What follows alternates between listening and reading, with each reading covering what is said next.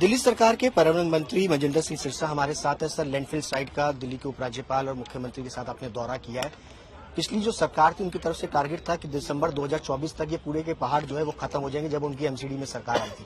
क्या अब नया टारगेट है या कब तक ये कूड़े के पहाड़ दिल्ली वालों को? देखिए, पिछली सरकार तो अपने शीशमहल बनाने में मस्त थी।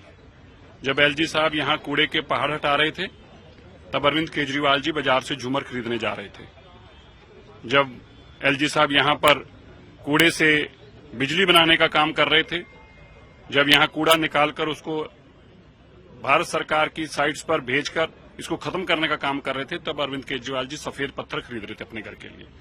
बड़ा खेद है, पर हमें इस बात की खुशी है कि लेफ्टिनेंट गवर्नर साहब ने इस दिल्ली को संभाला है। आज जहां पे हम आए हैं, ये 5 एकड़ जमीन जो है ये रिक्लेम कर ली गई है कूड़े के पहाड़ से। तो पहाड़ लगभग 70 एकड़ का है, इसमें से 25 एकड़ रिक्लेम कर चुके हैं। तो लगभग 35%, 36% लैंड रिक्लेम कर ली गई है। उस 25 एकड़ में से आज 5 एकड़ के अंदर बैम्बू प्लांटेशन की गई है। इस 5 एकड़ में लगभग 50,000 बैम्बू लगाए जाएंगे। आज 2,000 बैम्बू ट्री यहाँ पे लगाकर एलजी साहब ने और हमारी माननीय मुख्यमंत्री जी ने इसकी शुरुआत की है। प्रधानमंत्री जी का जो विजन है विकसित दिल्ली का, ये उसका साक्षात नमूना है कि हमारी सरकार की प्रायोरिटीज क्या है। घर बनाना, बड़े बड़े दफ्तर बनाना, बड़ी बड़ी गाड़ियां खरीद के लाना, या दिल्ली के लोगों के लिए ये कूड़े को पहाड़ हटाना, दिल्ली के लिए स्वच्छ जल लेके आना। 2023 के अंदर एक कमेटी बनाई गई थी कूड़े के पहाड़ को उठाने के लिए और यमुना को क्लीन करने के लिए, जिसके चेयरपर्सन एलजी साहब थे। लेकिन अरविंद केजरीवाल की सरकार सुप्रीम कोर्ट चली गई थी, स्टे लेकर के आई थी। अब वो स्टे हटा दिया ना।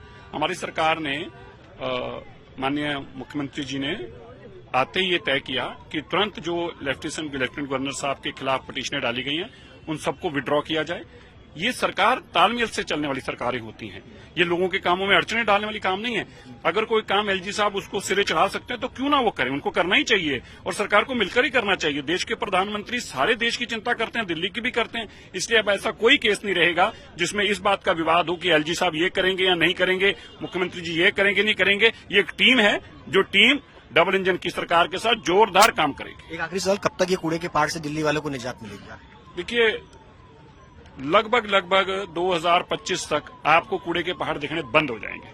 हो सकता है अभी भी 2-4 मीटर रह जाएं और 2026 मार्च तक इनको बिल्कुल सब नीचे सन्नत करके इनके ऊपर ग्रीनरी, इनके ऊपर प्लांटेशन। लेकिन बात ये नहीं कि इन कूड़े के पहाड़ों को, आज विषय ये है कि अगर इस दिल्ली के पर्यावरण को बचाना है तो दोबारा कूड़े का पहाड़ ना बनाना पड़े, कहीं भी ना बने। आज हमारी सरकार इस पर काम कर रही है। मोदी जी के दिशा निर्देश हैं कि आप इतनी कैपेसिटी का काम देखिए कि जो आने वाले समय के अंदर अगर 2030 तक का भी टारगेट है तो हम ये मानकर चलें कि जितना भी कूड़ा इसमें डबल भी होता जाएगा, लेकिन हम उसको संभालने में सक्षम होंगे। हमें ऐसी इस तरह की प्लानिंग करनी है, उस पर काम किया जा रहा है। बहुत शुक्रिया बातचीत करने के लिए महेंद्र सिंह सिरसा, जिनका साफ तौर पर कहना है कि मार्च 2026 तक ये टारगेट रखा गया है कि कूड़े के जो पहाड़ हैं इनको पूरी तरीके से खत्म किया जाए और ये कोशिश की जाए कि दिल्ली में इस तरीके के कूड़े के पहाड़ फिर दोबारा ना बन पाए। कैमरा पर्सन अनुराग सक्सेना के साथ सुशांत मेहरा, दिल्ली।